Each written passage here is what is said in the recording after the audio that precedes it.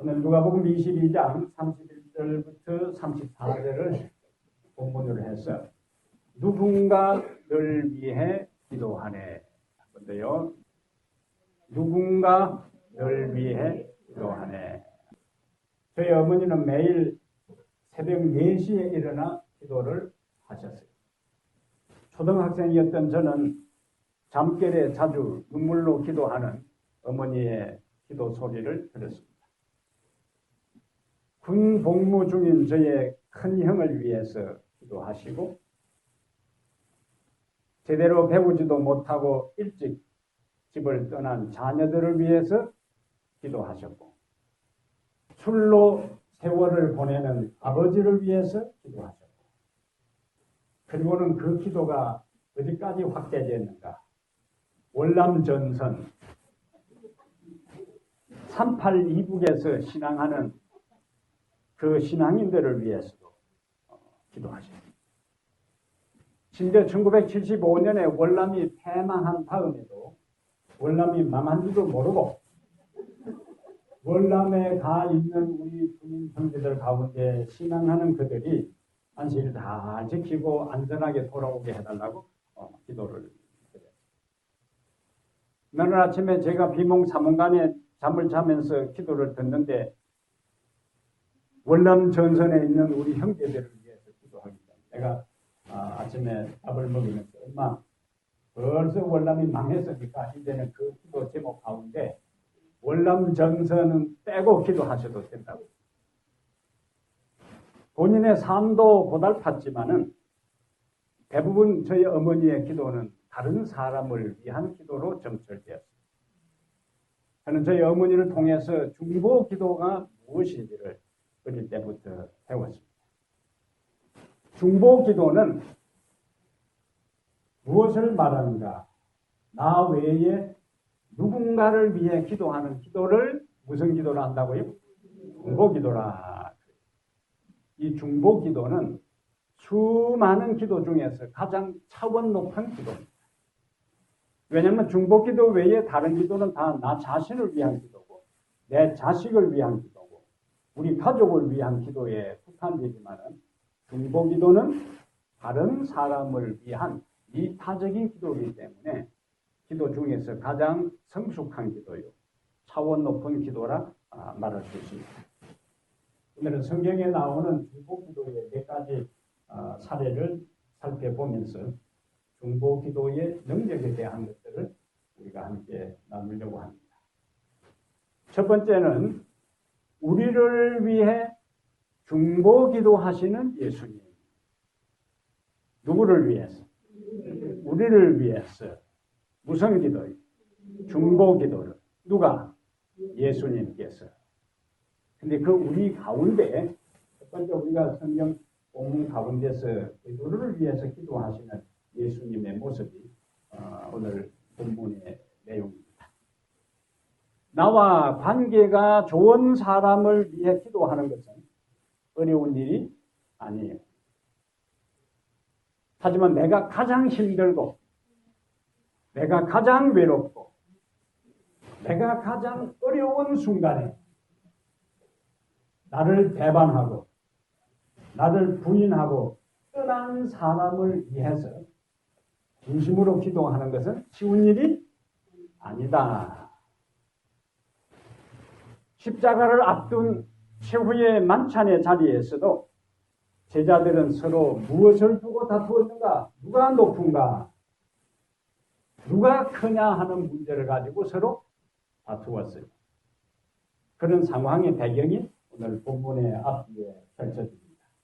이때 예수님은 제자들에게 섬김의 중요성에 대한 것을 그들에게 권면하신 다음에 오늘 본문 누가복음 22장 31절 32절의 말씀을 하셨습니다. 예수님의 이 말씀에 대해 베드로는 뭐라고 이야기하는가? 33절에 그가 말하되 주여 내가 주와 함께 오게도 죽는 데에도 가기를 각오하였나이다. 예수님의 하신 말씀에 대한 것들을 받아들이지 않았어요. 예수님의 예언적인 그 말씀을 믿지를 않았습니다. 그럼 이 베드로가 예수님이 옥에 가면 나도 옥에 가고, 예수님이 죽는 데 가면은 나도 죽겠다 하는 이 결사각오를 이야기한 것은 호언장담이 아니고 호기를 부린 것이 아니고 그 당시에 그 말은 진실이었어요. 마음에는 예수님이 옥에 가면 내가 도망가야지, 예수님이 죽음의 잔에 가면 내가 도피해야지, 그런 생각을 가진 것이 아니라 진심으로 그렇게 한 거예요. 그러나 겟세마네 동산에서 예수님이 체포된 다음에, 그리고 제사장의 집에 끌려가서 신문을 받을 때에 우리가 아는 대로 예수님을 베드로는 부인하고 저주하고 맹세하면서 예수님의 예언이 그대로 성취되는 것을 보게 됩니다. 조금 전에는 뭐 하겠다고요? 옥에도 가고, 그 다음에요, 죽는데도 같이 가겠다고 했던 그가 겟세마네 동산에서 정작 깨어서 기도해야 할 그 순간에 깨어서 기도하지 아니한 것 때문에 그런 주님을 부인하고 말았습니다. 진짜 중요한 것은 뭐냐? 주님과 함께 옥에 가겠다, 주님과 함께 같이 죽음도 불사하겠다고 장담하는 것보다 주님과 기도로 함께 하는 것이 더 중요합니다. 기도로 무장하지 않은 신앙은 한순간에 무너집니다. 기도로 무장하지 않은 신앙은 한순간에 무너진다. 시작.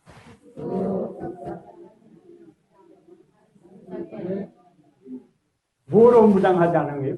기도로 무장하지 않은 것은 천천히 무너지는 게 아니에요. 한순간에 무너져요.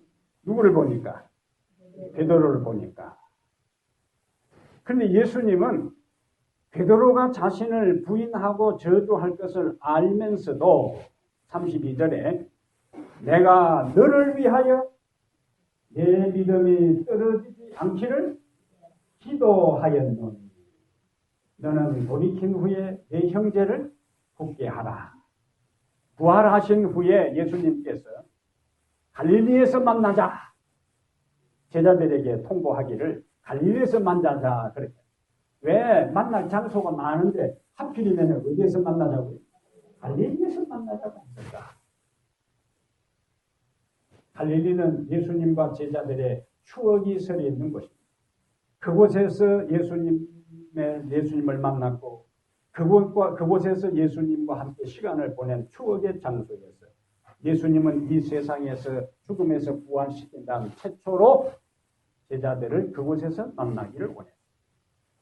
그리고는 제자들과 함께 잠깐 시간을 보낸 다음에 베드로에게 나 좀 보자. 베드로가 그때 어땠을까요? 그동안에는 모닥불을 피워놓고 둘러 앉아서 도란도란 이야기하다가 갑자기 예수님께서 나 좀 보자 하고는 저쪽으로 베드로를 데리고 갈 때 베드로가 어땠을까요? 예? 쫄있지요. 긴장했어요. 이야, 오늘 예수님이 나한테 무슨 말씀을 하시려고 그냥 자기 친구들이 있는 데서 말씀하지 않고 따로 나 좀 보자. 보통 나 좀 보자 하면은 겁나잖아요. 야, 나 좀 봐 하면은 그런 분. 베드로가 긴장하고 삐뚤삐뚤 하면서 이제 예수님을 따라갈 때에 예수님께서 베드로에게 네가 나를 사랑하느냐라고 몇 번이나요? 3번이나. 왜 3번이나 했다고요? 예수님이 베드로의 사랑을 3번 확인하기로 그랬어요. 왜? 3번 부인했기 때문에. 이때 예수님은 그 사랑의 고백을 받으시고 내 양을 먹이라. 제자로서의 그 모든 것들을 다시 재확인해주고 신뢰해주는 예수님의 모습. 내가 내 믿음이 떨어지지 않기를 기도하였노라 한 그 예수님이 기도만 하신 것이 아니라 면전에서 베드로의 사랑을 확인한 다음에 그의 믿음을 사랑의 고백을 받고 제자로서의 위치를 회복시켜주고 했을 때에 오순절날 성령을 경험한 다음 베드로는 마지막 순간까지 충성스러운 제자로서의 길을 가게 됩니다. 이 모든 것이 어디에서 가능했다고요? 예수님께서 베드로를 위해서 중보 기도하신 그것이 그의 믿음이 회복되는 놀라운 역사를 이루었습니다. 주님은 쉽게 우리를 포기하지 않습니다. 시작. 사람은요, 잘 지내다가 조금 수 털려버리면은, 이 친구 믿을만 하지 않네 하고 그냥 마음을 닫아버릴 경우가 많이 있습니다. 조심해야 되겠구나. 그 경험했다는 거예요. 그 아멘이라는 것은 그걸 이야기합니다. 근데 예수님은 자신에게 그렇게 철석같이 맹세했던 베드로가 공개적으로 부인하고 저주하고 맹세해도 그 한 번으로 인해서 이런 믿을 만한 놈이 안 되네 이렇게 딱 거리를 단절한 것이 아니라 또다시 그를 뭐 해줬다고요? 신뢰하고 믿어주고 인정해 주었어요. 그 예수님의 마음은 하늘 같은 마음이기 때문에 그것이 가능해요. 그렇기 때문에 오늘 우리는 여기에 앉아 있을 수가 있습니다. 그 예수님을 인해서 감사하게 되기를 바랍니다. 예수님은 베드로만을 위해서 기도한 것이 아니라 우리를 위해서도 중보 기도하셨는데 우리의 마음이 인생을 살다 보면은 울적할 때가 있습니다. 사는 게 힘들고 허무하게 느껴질 때가 있습니다. 열심히 산다고 살았는데 지금 내 인생을 돌아보니까 이루어 놓은 것은 없고 다른 사람에 비해서 내 삶은 깡통처럼 쪼그라진 것 같은 생각이 들어 초라하게 생각될 때도 있습니다. 알 수 없는 외로움이 밀물처럼 밀려왔어. 어디론가 훌쩍 떠나고 싶은 마음이 들 때도 있습니다. 어찌 저렇게 내 마음을 잘 알고 하는 그런 눈빛이 살아야 할 이유와 목적이 없이 하루하루 사는 것에 대해 무의미하게 살아갈 때도 있고 우리의 인생의 삶의 무게에 짓눌려 눈으로 밤을 지새우는 불면의 밤을 보낼 때도 있습니다. 이러한 때에 우리에게 제가 요즘 자주 흥얼거리는 노래 이 노래를 요즘 자주 흥얼거립니다. 당신이 지쳐서 기도할 수 없고 눈물이 빗물처럼 흘러내릴 때 주님은 아시네. 당신의 약함을 그리고 우리를 사랑으로 인도하시네. 누군가 널 위하여 누군가 기도하네. 내가 홀로 외로워서 마음이 무너질 때 누군가 널 위해 기도하네. 당신이 외로이 홀로 남았을 때 당신은 누구에게 위로를 얻나? 주님은 당신의 마음을 그대 홀로 잊지 못함을 누군가 널 위하여 누군가 기도하네. 내가 홀로 외로워서 마음이 무너질 때 누군가 널 위해 기도하네. 누군가 널 위해 기도하네. 이 누군가가 누군가? 예수님이시다. 바로 우리를 사랑하사 우리를 구원하기 위해 그 누군가가 누구라고요? 예수님이시다. 바로 우리를 사랑하사 우리를 구원하기 위해 십자가에 피 흘려 죽으시고 3일 만에 부활하시고 지금 하늘 성소에서 제사장으로 봉사하시는 그분이 바로 우리를 위해서 뭐 하신다? 중보 기도 하신다. 히브리 7장 25절로 가보겠어요. 히브리서 7장 25절. 히브리 7장 25절에 같이 읽습니다. 그러므로 시작. 그러므로 자기를 힘입어 하나님께 나아가는 자들을 온전히 구원하실 수 있으니 이는 그가 항상 살아 계셔서 그들을 위하여 간구하심이라. 아멘.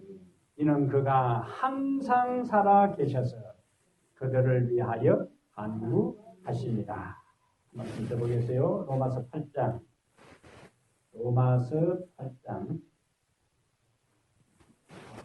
34절 보겠습니다. 로마서 8장 34절. 누가 정죄하리요? 죽으실 뿐 아니라 다시 살아나시는 그리스도 예수시니 그는 하나님 우편에 계신다요. 그 다음에요. 우리를 위하여 간구하시는 자십니다. 그 다음에 누가 우리를 그리스도의 사랑에서 끊으리요? 환난이나 곤고나 박해나 기근이나 적신이나 위험이나 칼이랴. 37절에 편집이 있습니다. 그러나 이 모든 일에 우리를 사랑하시는 이로 말미암아 우리가 넉넉히 이기느니라. 아멘. 예수님은 우리의 응원부대. 예수님은 우리가 지칠 때에 찾아오시고 우리가 실망할 때에 찾아오시고 우리가 외로울 때에 찾아오시고 우리가 슬플 때에 찾아오시고 우리가 힘들어할 때에 찾아오셨습니다. 우리를 위해 기도하시고 우리의 손을 붙들어 주시고 우리를 일으켜 세우시고 다시 세상을 향하여 말씀 의지하여 승리하는 인생이 되도록 도우시는 예수님, 그분이 바로 우리 예수님인 것에 대해 감사하게 되기를 바랍니다. 예수님께서 이렇게 우리를 위해서 기도하신다면 이제 우리가 가만히 있어서는 안 됩니다. 이제 우리도 누군가를 위해서 뭐 해야 된다고? 기도해야 돼요. 다른 사람들을 위한 기도가 우리에게 다시 필요해요. 대부분 우리의 기도는 누구만을 위한 기도예요. 자신만, 그 가족 범위를 잘 안 넘어가요. 까딱까딱 하다가 그냥 끝나고. 심지어 자기를 위해서, 가족을 위해서까지 기도도 안 하는 사람. 덜킨 것 같은 사람이 몇 사람이 있어요. 우리의 기도는 자신을 위한 기도에서 다른 사람을 위한 기도로 그 선이 점점 더 넘어가야 돼요. 그래서 성숙한 신앙의 모습. 어떤 사람이 신앙이 성숙하고 믿음이 좋다 하는 것은 자신만을 위한 삶에서 이타적인 다른 사람의 삶까지 관심을 갖고 돌보는 기도와 사랑을 베푸는 그러한 상태가 될 때 그 사람의 믿음이 성숙하다. 그렇죠. 성경의 가장 위대한 중보기도의 대표자는 모세입니다. 모세가 산 위에 십계명을 받기 위해서 시내산에 올라갔는데 백성들은 그동안 뭐 하고 있어요? 우리의 리더인 모세가 하나님을 만나 기도할 동안에 우리도 뭐 하자고? 기도하자. 이래야 맞는 거예요. 근데 백성들은 그동안에 하나님도 보이지 않고 모세도 보이지 않으니까 우리를 애굽에서 인도한 하나님도 보이지 않고 모세도 보이지 않는데 큰일 났다. 보이는 신을 만들어야 되겠다. 그리고는 금송아지를 만들어서 그 앞에 일고 춤추고 노는 모습이 연출됩니다.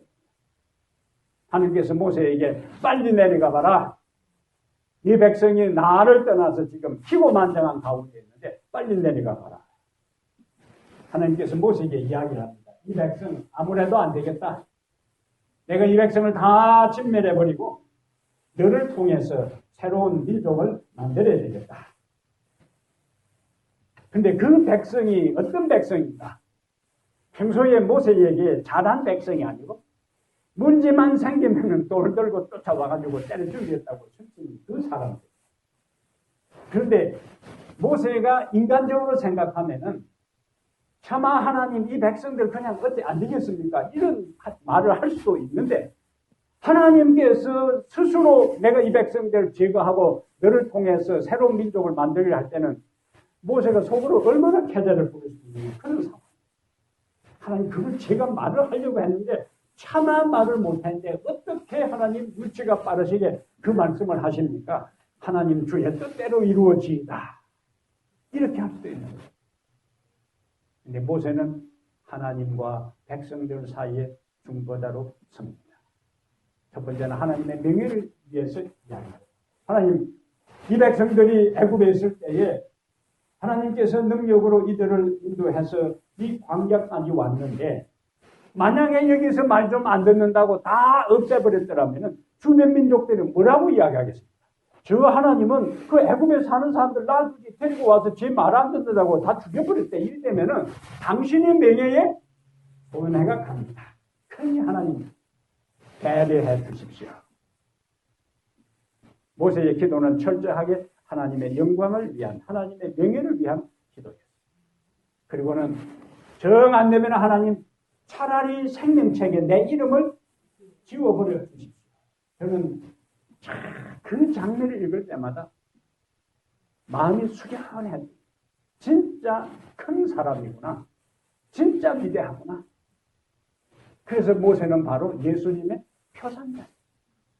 하나님과 인간 사이에 중보하는, 자신을 죽인 그 백성들을 용서해달라고 기도했던 그 예수님의 모습이 작게나마, 희미하게나마 인간 모세를 통해서 드러납니다. 모세가 배수진을 치고 하나님께 요구했을 때 하나님께서 알았다. 모세의 기도 앞에서는 그 크신 하나님이 꼼짝을 못 하셔요. 근데 그 기도는 어떤 기도인가? 민족을 살리고 민족을 용서하고 민족을 구원하는 기도였기 때문에 그러한 중보 기도 앞에서는 하나님께서도 알았다. 중보 기도의 이야기 가운데 모세의 이야기는 한 개인이 민족 전체를 구원하기 위한 기도예요. 그런데 반대의 상황이 사도행전 12장에 나오는데 헤롯 왕이 베드로를 체포해서 감옥에 투옥한 다음에 내일이면 이제 야고보처럼 끌어내서 참수행에 처하려고 생각을 합니다. 베드로가 그 당시 상황에 구원받을 수 있는, 그것도 시간이 많이 있는 것도 아니고 내일이면 끌려가는. 그러니까 손 쓸 틈이 없어요. 그것도 다른 중간층에 있는 사람이 베드로를 체포해서 제거하려고 하면은 그 위에 있는 사람에게 손을 쓸 수 있지만은 최고로 높은 왕이 베드로를 죽이려고 한 상황이기 때문에 더 이상 손 쓸 데가 없습니다. 그렇다면 사람으로서 손 쓸 데가 없고 사람으로서는 더 이상 높은 사람이 없다면은 사람보다 더 높은 존재를 찾아야 하는 거예요. 원리가 맞습니까? 맞아요.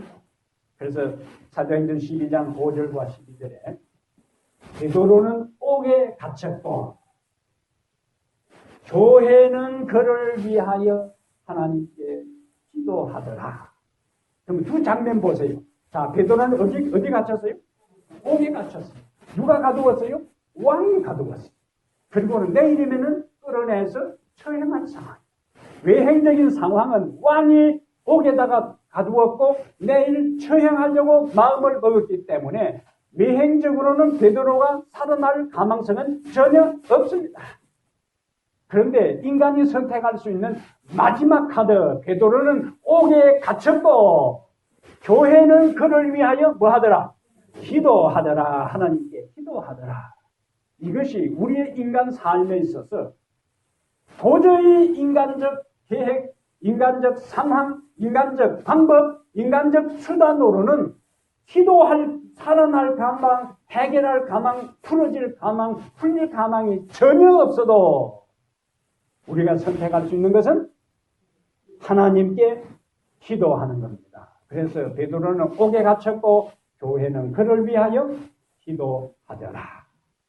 옥에 갇힌 절망의 상황과 절망의 상황을 깨뜨리는 희망의 기도가 절묘하게 대조되는 현장이 사도행전 12장이에요.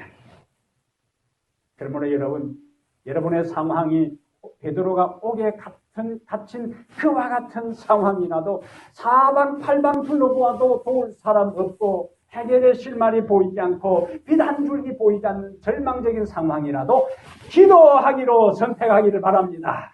예? 그러면은 길이 열려요. 그러면 문제가 풀립니다. 그러면 빛이 보입니다. 그러면은 우리는 새로운 소망을 안고 우리 앞에 막힌 그 모든 것을 돌파하고 앞으로 전진할 수가 있어요. 중보 기도의 위대한 능력입니다.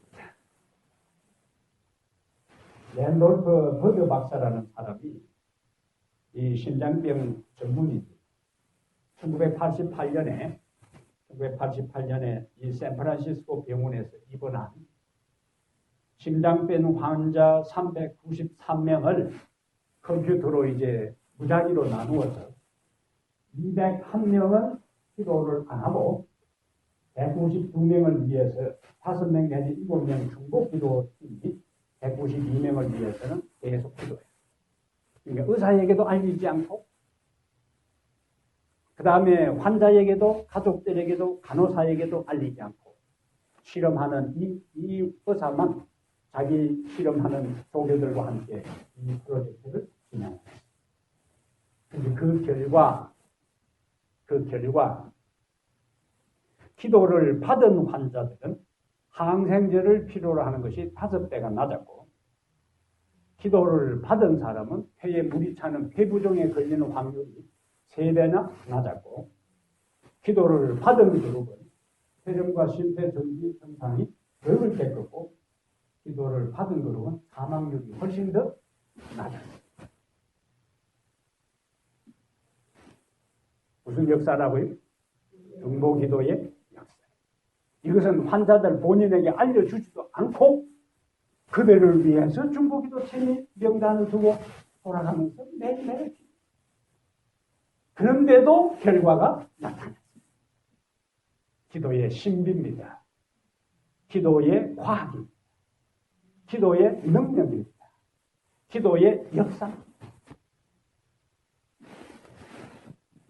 우리 교회에서도 우리 천지타의 아들이 한국에서 수술을 받았을 때에 계속 중보기도를 했고 김순선 씨가 항암 치료를 받을 때도 우리가 계속 기도를 했습니다. 하나님께서 좋은 결과를 허락하셨습니다. 우리가 한 영혼을 위해서 그 사람의 질병을 위해서 그 사람의 문제를 위해서 기도할 뿐만 아니라 한 영혼의 회심을 위해서 우리가 간절한 마음으로 간구하고 기도할 때에 하나님께서 성령을 통하여 그 마음에 역사하시고 작용했어요. 그 마음을 열고 예수 그리스도를 받아들이는 놀라운 축복의 역사를 경험할 수가 있습니다. 그러므로 우리는 다른 사람이 회심할 것이다, 예수를 받아들일 것이다 라는 그것에 대한 가능성을 두고 기도하는 것이 아니라 우리는 일단 뭐 하는 거예요? 기도하는 거예요. 그래서 4년 동안 여러분들이 군 인도할 구도자를 구체적으로 두고 꾸준하게 지속적으로 기도하라고 이야기합니다.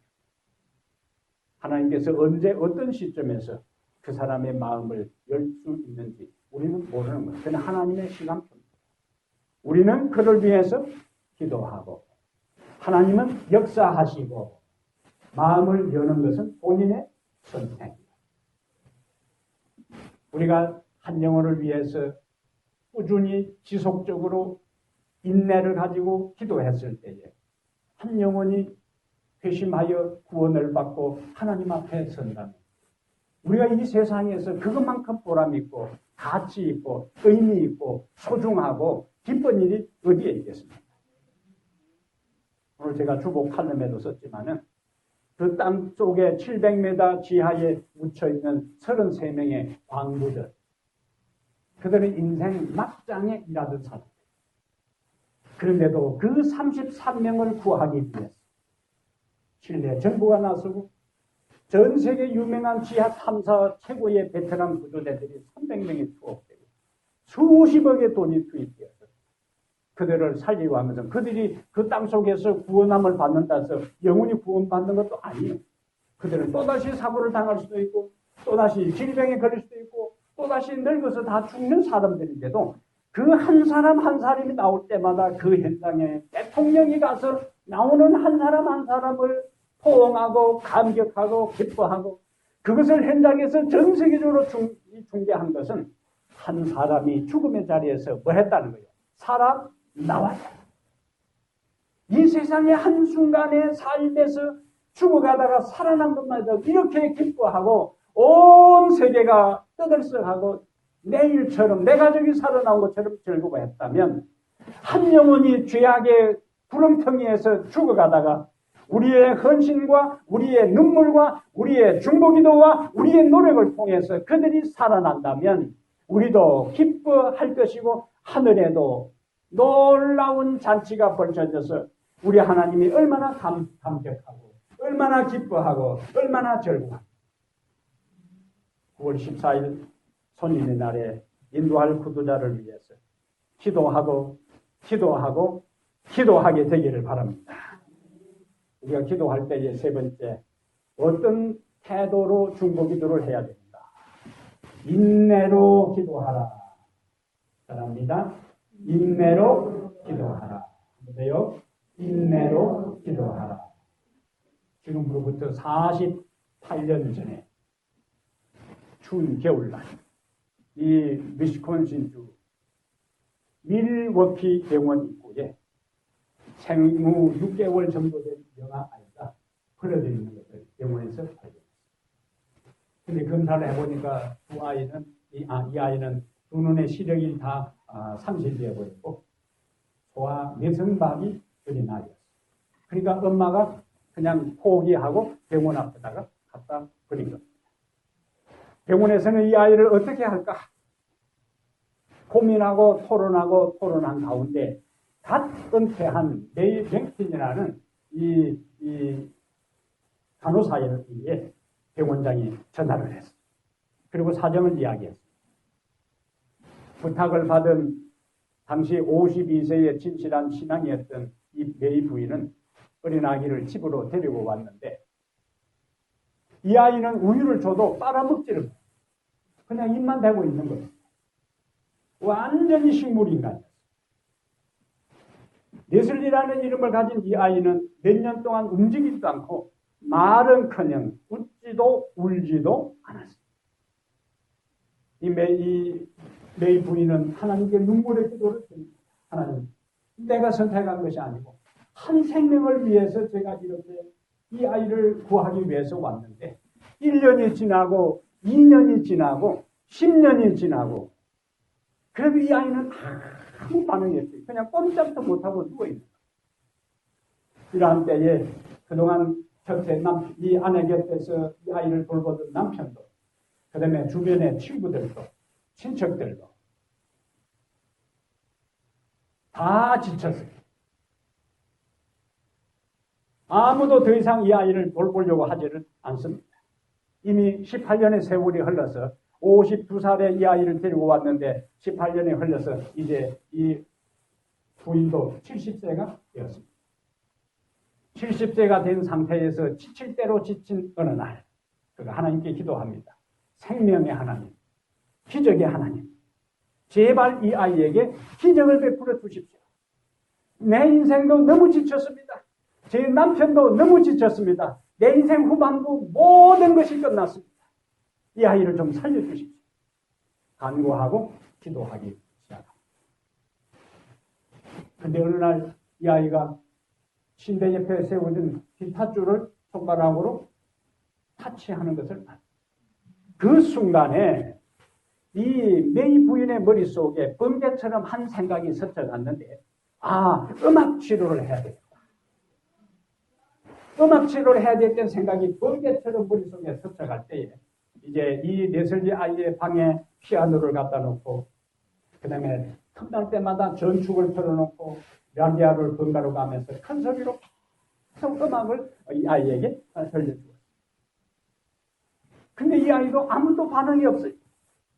그러다가 1971년 어느 날 새벽 3시에 잠을 자는데 갑자기 어디선가 피아노 소리가 들리기 시작해요. 그러면 잠을 깼습니다. 그리고 남편을 잠을 깨웠어요. 그리고는 이 레슬리가 있는 방의 방문을 조심스럽게 긴장한 가운데 문을 열었는데 18년 동안 꼼짝도 안 하고 누워있던 이 아이가 일어나서 피아노에 앉아서 피아노를 치면서 노래를 부르고 있는 것이었습니다. 하나님은 레슬리 부인의 그 기도를 들어주셨어요.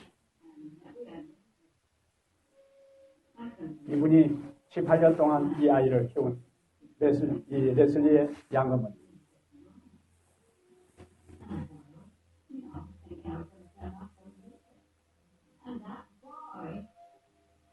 일어나서 이제 아들 방에 쫓아갔을 그걸 이제 감정하는 거예요. How and why does the sudden play of piano concerto in the only hurt is beyond explanation. 이것은 기적이야. 설명할 수 없는 이야기.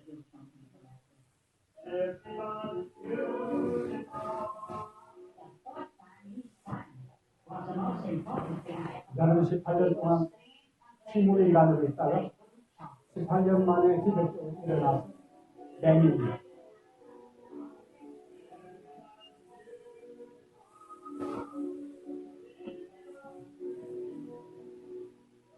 You know that he did not cry until he was 18 years old.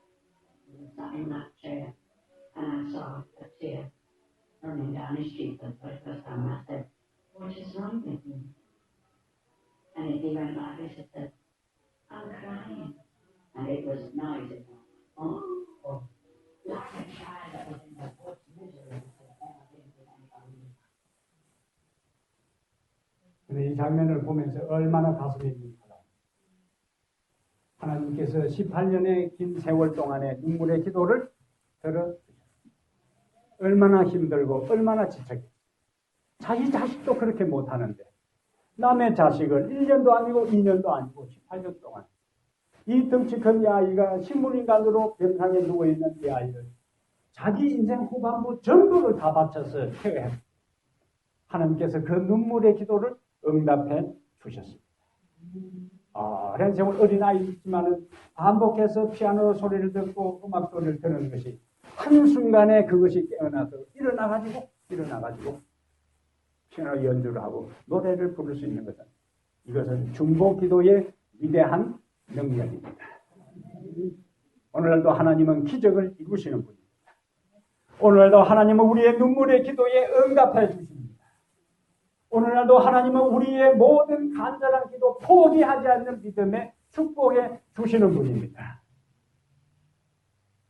저는 이 스토리를 보면서 제 자신이 얼마나 부끄러운지, 내가 한 영혼을 위해서 얼마만큼 애썼는가, 내가 한 영혼을 위해서 얼마만큼 기도했는가, 내가 한 영혼을 살리기 위해서 얼마만큼 포기하지 않고 꾸준히 관심을 가졌는가.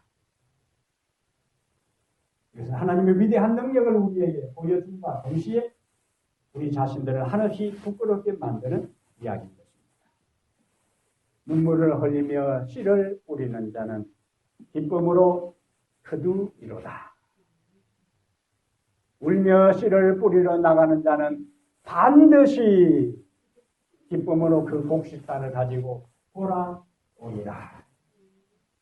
사랑하는 여러분, 우리의 삶에 내 인생에 당장의 기도에 열매가 없다고 포기하지 마시기를 바랍니다. 꾸준히 기도하시기를 바랍니다. 응답의 역사가 일어날 때까지, 하나님의 음성이 들릴 때까지, 기적의 축복이 일어날 때까지 기도하시기를 바랍니다. 예수님은 하늘 성소에서 우리를 위해 중보하고 계십니다. 이 사실로 인해 감사하고 다시 용기를 가지시기를 바랍니다. 나 홀로 인생을 외롭게 살고 내 인생은 실패로 끝난 것처럼 보이고 내 주변의 사람들이 내 인생의 힘든 삶을 알아주지 아니하고 자기 살기에 바쁜 것처럼 보일 그때에 사람들은 나에게 관심을 가지지 아니하고 사람들은 나를 위해 기도하여 주지 아니한다 할지라도 누군가 기도하는 그 예수 그리스도, 오늘도 나를 위해서 하늘에서 기도한다는 사실 앞에 다시 한번 감사하게 되기를 바랍니다. 그렇다면 나를 위해 기도하시는 예수님이 계신다면 이제 나도 다른 사람을 위해서, 그 누군가를 위해서 기도해야 할 필요가 있습니다. 그 한 영혼을 위해서 꾸준히 기도할 때 나의 눈물 있는 기도, 나의 포기하지 않는 기도, 나의 꾸준한 지속적인 인내의 기도를 통해 그 한 영혼이 하나님께로 돌아왔다면, 내가 이 세상에 다른 아무것도 이루지 못했다 할지라도 나의 기도를 통해 한 영혼이라도 영원히 살려서 하나님 앞에 서게 하고 그 영혼과 함께 영원한 세상을 산다면 우리의 인생은 헛된 인생이 아닐 것입니다. 그러므로 다른 그 모든 것보다 우리의 삶의 후반부에 다시 한번 하나님 내 인생이 마치기 전에, 내 인생이 끝나기 전에 단 한 명의 영혼이라도 하나님 앞에 인도하고 그 영혼을 하나님 앞에 만날 수 있도록 기도하게 되기를 바랍니다. 그것이 우리가 이 세상에 있어야 할 이유고, 그것이 우리가 이 세상에 존재할 목적이고, 그것을 하나님께서 우리에게 원하시는 것입니다. 누군가 나를 위하여 기도한다. 그 누군가가 예수님이다. 이제 우리는 그 은혜에 보답하는 마음, 누군가 다른 사람을 위해서 기도하면서 우리의 신앙을 다시 한번 한 단계 업그레이드 시켰어. 믿음 안에서 성숙한 성도의 삶을 살아가게 되기를 축복합니다.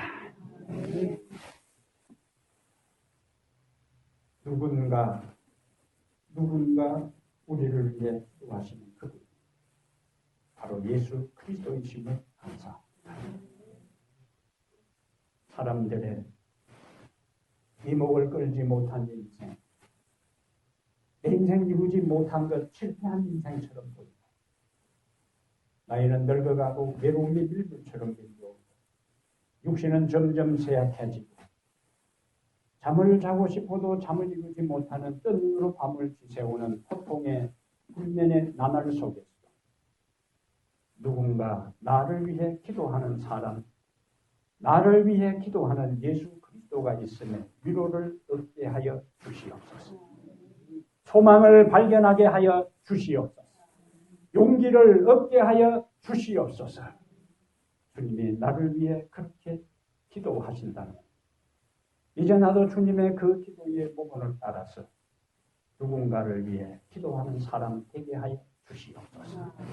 내 자신만을 위해 기도했던 인생, 내 자신만을 위해 살기에 급급하고 분주했던 인생에서 이제는 나의 기도가 필요한 사람, 내가 구원해야 할 그 영혼을 위하여 기도하는 차원 높은 신앙의 삶이 되기를 원합니다. 주 하나님, 그리하여 내 인생이 이 땅에서 끝나기 전에 나의 눈물 흐르는 기도와 나의 포기하지 않는 기도와 나의 끈기 있는 기도와 나의 사랑의 기도를 통하여 단 한 명의 영혼이라도 주님께로 인도하여 주님 앞에 부끄럼 없이 설 수 있도록 주 하나님, 중보기도의 은혜를, 중보기도의 능력을 경험하게 하여 주시옵소서. 우리 주님 주님의 사랑하는 아들과 딸들 인생 삶에 많이 지쳐 있습니다. 고달픈 삶을 삽니다. 낯선 곳에서 힘든 나날을 살아갈 때 우리를 위해 기도하시는 예수 그리스도를 의지함으로 그 모든 고난을 이기게 하시고 그 외로움을 극복하게 하시고 그 고통을 정복하게 하시고 마침내 승리자로서 주님 앞에 서게 하여 주시옵소서. 이제는 우리 주 예수 그리스도의 은혜와 하나님 아버지의 무한하신 사랑과 성령의 감화감동 내주 충만한 역사가 주님의 중보의 기도의 능력을 경험하며 살기로 결심한 모든 성도들 머리 위에 이제부터 영원토록 함께 있을지어다. 아멘.